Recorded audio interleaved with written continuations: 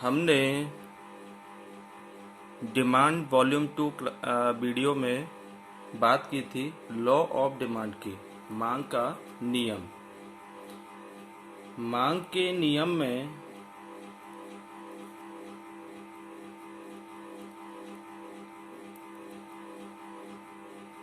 हमने बातें की थी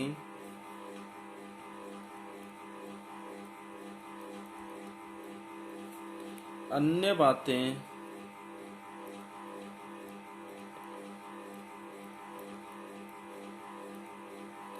स्थिर रहने पर, अन्य बातें स्थिर रहने पर जब किसी वस्तु के मूल्य बढ़ते हैं तो मांगी गई इकाइयों की मात्रा कम होती है, और जब वस्तु के मूल्य कम होते हैं तो मांगी गई इकाइयों की मात्रा बढ़ जाती है। यही पढ़ा था बच्चों। इसी के बेस पर हमारे अगले दो टॉपिक आएंगे। अब मांग का विस्तार एवं संकुचन पहला टॉपिक होगा, और दूसरा टॉपिक आएगा हमारा मांग वक्र में विवर्तन या मांग वक्र का शिफ्ट, दाईं ओर या बाईं ओर। ये दोनों टॉपिक हमारे चलेंगे। तो देखिए बच्चों, ये दोनों टॉपिक हमारे मांग के नियम के आधार पर ही होंगे। मांग के नियम के अंतर्गत हमने बातें की पहली अन्य बातें स्थिर रहने पर, और फिर हमने दूसरी बात स्टार्ट की थी कि वस्तु के मूल्य में परिवर्तन होने से मांग में परिवर्तन होता है। ठीक है बच्चों। तो जो अन्य बातें स्थिर रहने पर वस्तु के मूल्य में कमी होने पर मांगी गई इकाइयों की मात्रा में वृद्धि होती है, मांगी गई इकाइयों की मात्रा में वृद्धि होती है, यही कहलाता है मांग का विस्तार। और वस्तु के मूल्य में वृद्धि होने पर मांगी गई इकाइयों की मात्रा में कमी होती है, तो मांग में जो कमी हुई यही क्या कहलाता है? संकुचन। क्योंकि संकुचन का मतलब क्या होता है? कम होना, सिकुड़ना। ठीक है बच्चों। तो चलिए इसी को हम नोट करेंगे। अन्य बातें स्थिर रहने पर, अन्य बातें स्थिर रहने पर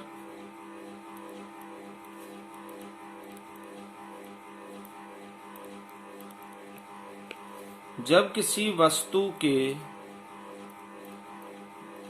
मूल्य में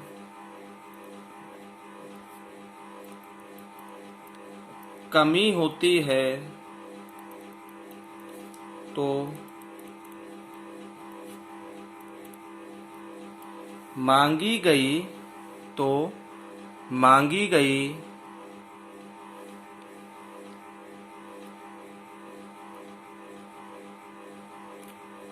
इकाइयों की मात्रा में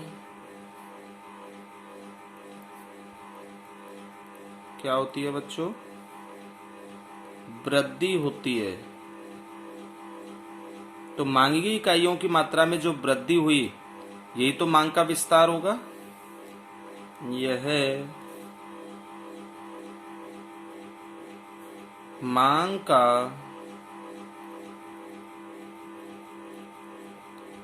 विस्तार कहलाता है। यह मांग का विस्तार कहलाता है। ठीक है बच्चों। वस्तु के मूल्य में कमी होती है। जब किसी वस्तु के मूल्य कैसे होते हैं? कम होते हैं, तो मांगी गई इकाइयों की मात्रा में वृद्धि होती है, बढ़ती है। तो मांगी गई इकाइयों की मात्रा में जो वृद्धि हुई यही क्या कहलाएगा? मांग का विस्तार कहलाएगा। ठीक है। चलिए इसका डायग्राम देख लेते हैं।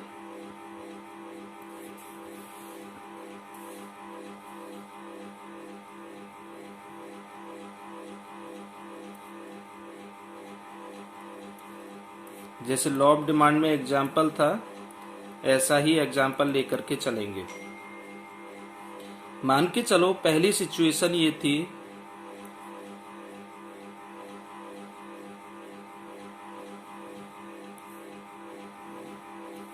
किसी वस्तु के मूल्य 20 रुपए, मूल्य प्राइस ओ वाई एक्सिस पर हमने दर्शाए, मूल्य 20 रुपए तब मांगी गई इकाइयों की मात्रा क्वांटिटी कितनी थी 10 इकाइयां।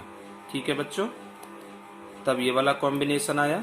ये वाले कॉम्बिनेशन पर ओवाई एक्सिस की तरफ चलते हैं मूल्य की तरफ, तो 20 रुपये और मांगी गई इकाइयों की मात्रा कितनी है 10। अब वस्तु, ये पहली सिचुएशन हो गई, मैंने थोड़ी सी ओवरराइट कर दी है ये, ताकि ये समझ में आए कि हाँ ये पहली वाली सिचुएशन है। अब वस्तु के मूल्य में कमी हुई, 20 रुपए से घट करके वस्तु का मूल्य कितना हुआ 10 रुपए। मूल्य कम होने पर मांगी गई इकाइयों की मात्रा बच्चों कैसी हो जाएगी, बढ़ जाएगी। तो मूल्य कम हुआ 10 रुपए, तो मांगी गई इकाइयों की मात्रा बढ़कर कितनी हो गई 20। अब मांगी गई इकाइयों की मात्रा जो ये बढ़ी है, यही क्या कहलाएगा, मांग का विस्तार, एक्सपेंशन ऑफ डिमांड, मांग का विस्तार। ठीक है बच्चों, तो पहले ये वाला पॉइंट आया था हमारा, बाद में ये वाला पॉइंट आया था, तो ये हमारा वक्र जो है वो इसी तरीके से तो चलेगा, इधर से इधर की ओर डिमांड कर। तो ये जो इधर से इधर की ओर चल रहा है, क्योंकि पहला वाला ये पॉइंट था, बाद में ये वाला पॉइंट आया, तो इधर की ओर ही तो विस्तार हुआ। ठीक है, इसके बाद हम बात करते हैं मांग के संकुचन की। तो यहां मैं लिख देता हूं डायग्राम फर्स्ट, ये डायग्राम फर्स्ट हो गया। ठीक है, हाँ जी, अब हम बात करते हैं संकुचन की। संकुचन का मतलब क्या हुआ बच्चों, मांग में कमी हो जाना, मांग की मात्रा में कमी होना। अच्छा, अब ये किसकी वजह से होता है, मूल्य बढ़ने की वजह से। तो इसका बिल्कुल अपोजिट, लॉ ऑफ डिमांड में जो ये वाली एक लाइन थी, इसकी अपोजिट जो दूसरी लाइन थी वो वाली लिखेंगे। अन्य बातें स्थिर रहने पर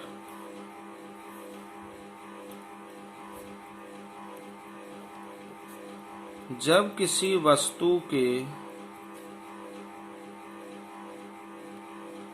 मूल्य में, जब किसी वस्तु के मूल्य में वृद्धि होती है, वृद्धि होती है, तब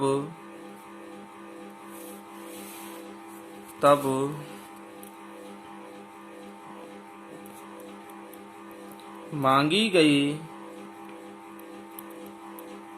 इकाइयों की मात्रा में क्या होगा बच्चों, मांगी गई इकाइयों की मात्रा में कमी होती है।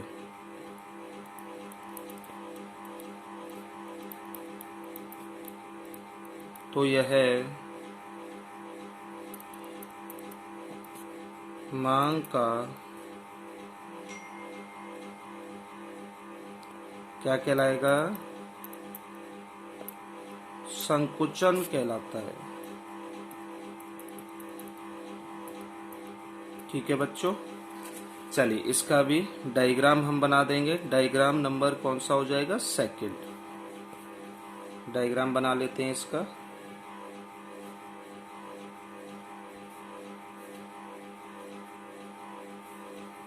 अब इसके मूल्य बढ़ा करके क्वांटिटी हमें कम करनी है, तभी तो संकुचन होगा। तो पहली वाली सिचुएशन हम दर्शाएंगे।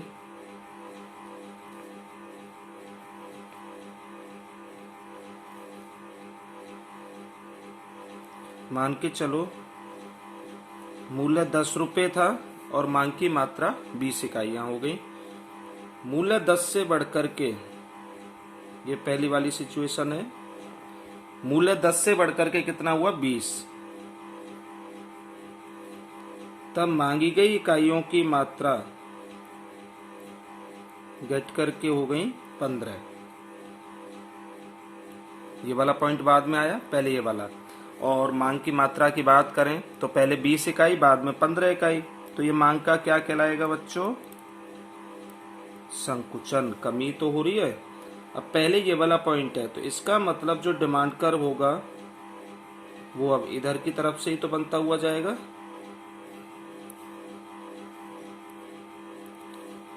तो डिमांड कर्व इधर की ओर बना, ये कहलाएगा संकुचन। ठीक है बच्चों, तो ये हमारा पहला पॉइंट था, मांग का विस्तार एवं संकुचन। अब हम दूसरे पॉइंट की बात करते हैं, और दूसरा पॉइंट होगा हमारा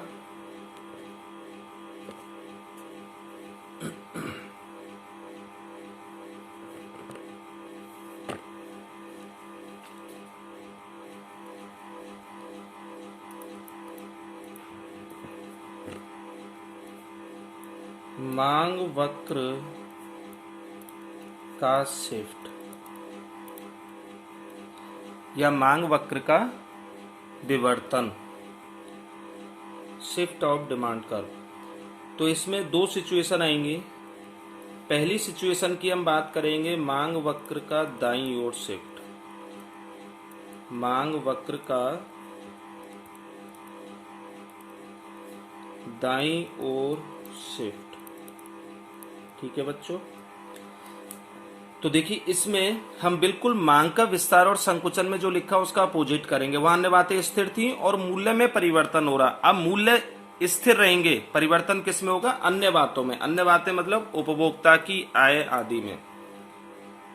तो जब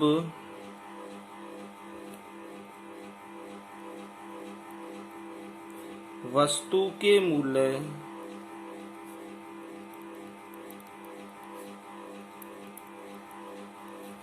स्थिर रहने पर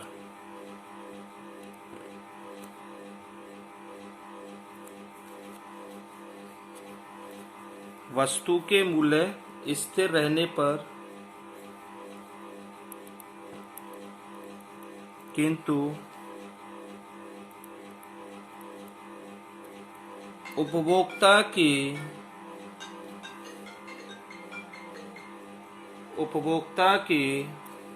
आय में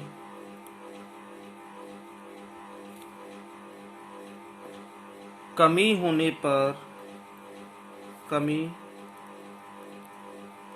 होने पर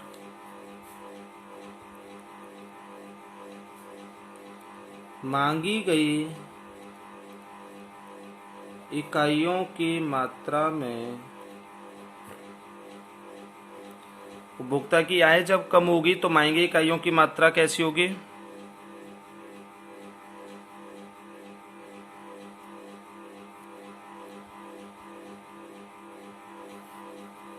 मांगी इकाइयों की मात्रा में कमी होती है, तब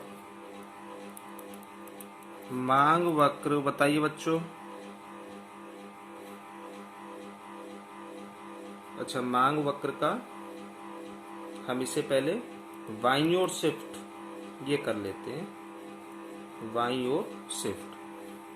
तो बच्चों, वस्तु के मूल्य स्थिर रहने पर किंतु उपभोक्ता की आय में कमी होने पर मांगी गई इकाइयों की मात्रा में क्या हो रही है? कमी होती है। तब मांग वक्र किधर की ओर शिफ्ट होगा?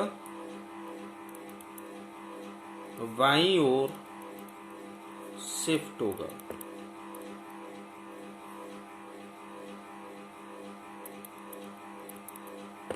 देखिए कैसे,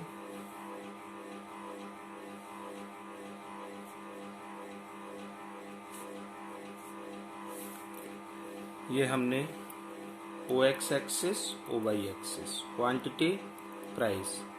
जब किसी वस्तु के मूल्य 10 रुपए थे तब मांगी गई इकाइयों की मात्रा कितनी थी बच्चों? 20।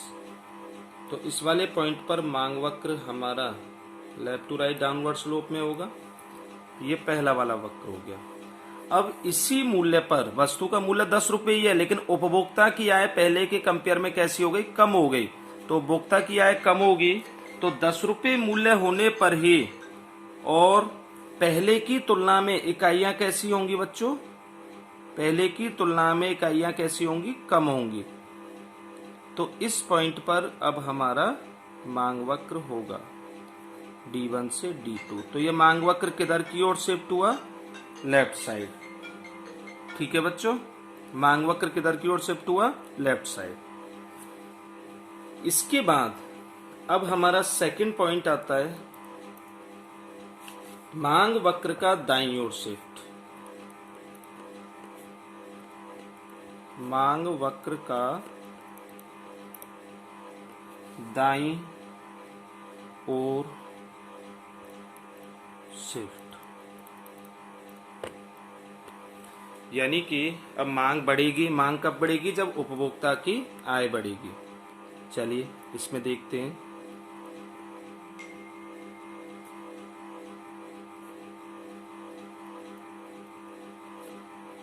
वस्तु के मूल्य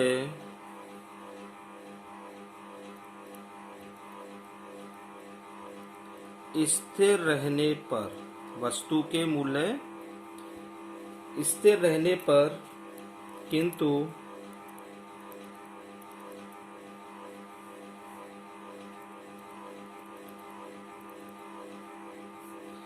उपभोक्ता की आय में वृद्धि होने से मांगी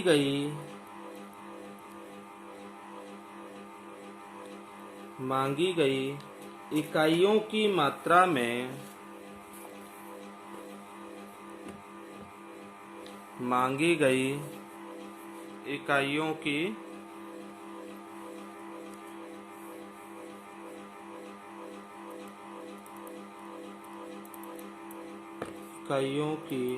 तो बच्चों आय में वृद्धि हो रही है तो मांगी इकाइयों की मात्रा में भी क्या होगी? वृद्धि होती है। तब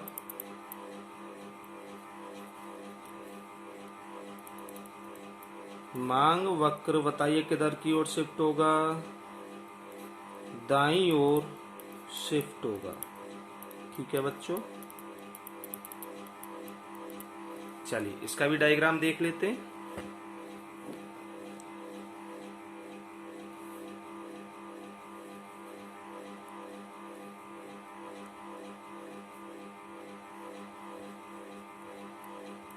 OX और OY एक्सिस, क्वांटिटी प्राइस।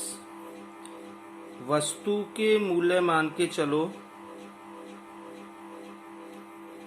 10 रुपये, तब मांगी गई इकाइयों की मात्रा 20 थी। तो पहला वाला डिमांड का कर्व जो होगा, वक्र जो होगा, वो हमारा इस वाले पॉइंट पर बन गया D1। ठीक है बच्चों, अब वस्तु के मूल्य 10 रुपये ही हैं, लेकिन परिवर्तन किस में हुआ? उपभोक्ता की आय में। उपभोक्ता की आय पहले की तुलना में बढ़ गई, तो इसी मूल्य पर वस्तु की मांग भी कैसी हो जाएगी बच्चों? वस्तु की मांग भी बढ़ जाएगी। अब इस वाले पॉइंट पर आपका मांग वक्र होगा। तो ये मांग वक्र किधर की ओर शिफ्ट हो गया? Right side. ठीक है बच्चों, समझ में आया सभी के? तो हमने आज 2 टॉपिक किए इस वीडियो में। मांग का विस्तार एवं संकुचन, विशेष ध्यान रखना है कि ये इसमें अन्य बातें स्थिर होंगी, मूल्य में परिवर्तन होने से मांग में परिवर्तन होगा। दूसरा टॉपिक हमने पढ़ा मांग वक्र का शिफ्ट। इसमें इसका अपोजिट हो जाएगा, वस्तु के मूल्य स्थिर होंगे, परिवर्तन किस में होगा? अन्य बातों में परिवर्तन होने से मांग में परिवर्तन होगा, तभी हमारा मांग वक्र दाईं ओर और बाईं ओर शिफ्ट करेगा। ठीक है बच्चों, चलिए आज के लिए इतना ही, बाकी नेक्स्ट क्लास में नेक्स्ट वीडियो में कंटिन्यू करेंगे।